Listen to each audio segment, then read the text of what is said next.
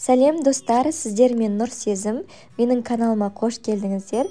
Бүгін сіздерге өте ерекше үй жағдайында жасалатын тандыр нанның рецептін ұсынамын.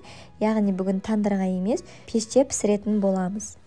Алдымен қамырын дайындаймыз. Ол үшін жылы суға ашытқыны, қант, тұз және сұйық майды қосып араластырып аламыз.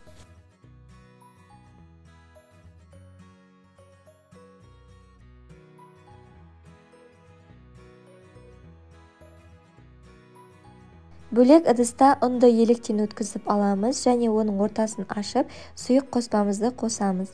Алғашында қасықпен араластырамыз, кейін қолымызбен жұмсақ қамыр илейтін боламыз.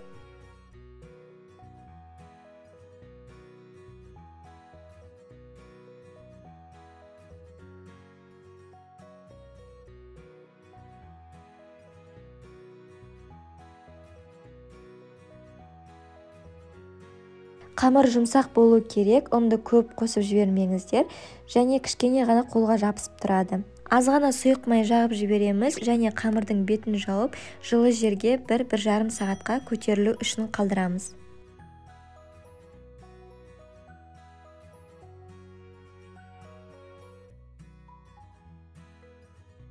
Қамыр менде 1 сағаттай тұрды және осылай көтерілді. Енді қамырды 1/3 бөлікке бөліп аламыз.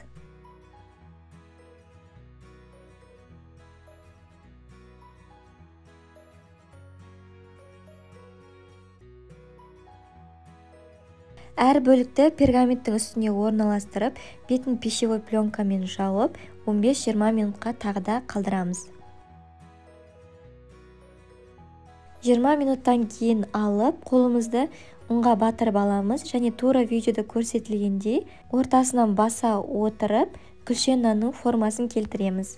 Менде 1 противеньге 2 наннан келді, сол үшін екеуін 1 противеньде пісіріп алдым. Қамырдың бетін жауып, тағы да 10-15 минутқа қалдырамыз.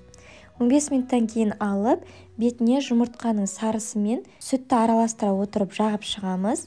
Кейін қамырдың ортасына шанышқымен видеода көрсетілгендей узорлар салып шығамыз және үстіне қалауыңыз бойынша кунжут не болмаса мак себуге болады. Пісу уақытын өздеріңіздің пештеріңізге қарай көресіздер.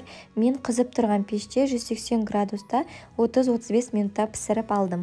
Тез әрі оңай жасалатын, сондай-ақ дәмі де өте ерекше болып шығатын осы нанды сіздер жасап көріңіз.